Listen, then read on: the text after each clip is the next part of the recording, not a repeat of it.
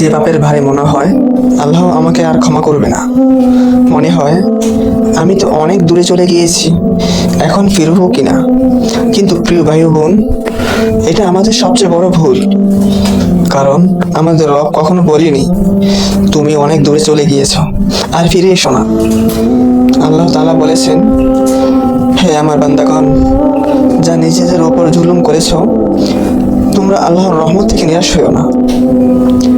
এই আয়াতটি কাদেরকে বলা হয়েছে জানো?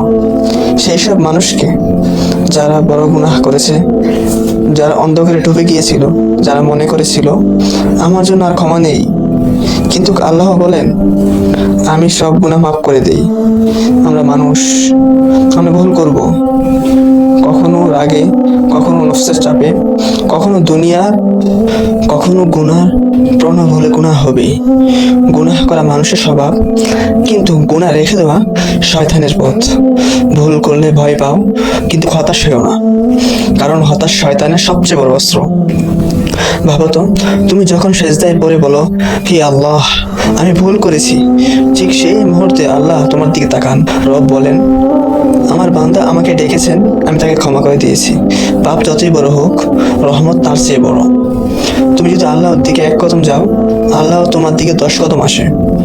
তোমার চোখের পানি, তোমার আফসোস, তোমার গোপন কান্না, এগুলো আল্লাহর কাছে পৃথিবীর সব ধন সম্পদ চেয়ে বেশি মূল্য।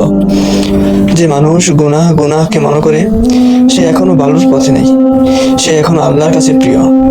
কারণ সবচেয়ে খারাপ মানুষ সে নয় যে পাপ করে, বরং যে পাপ করেও পাত্তা দেয় না।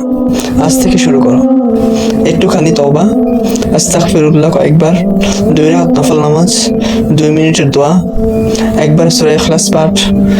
একটু পাপ থেকে সরে দাঁড়াও। ছোট কাজ, কিন্তু আল্লাহর কাছে সবচেয়ে প্রিয়।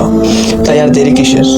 ফিরে এসো তোমার রবের কাছে, যে তোমাকে সৃষ্টি করেছে, যিনি তোমাকে ভালোবাসেন এবং যিনি তোমার ভুল জানেন, তবু তোমাকে ডাকেন, ফিরে এসো, আমি তোমাকে ক্ষমা করে দিব।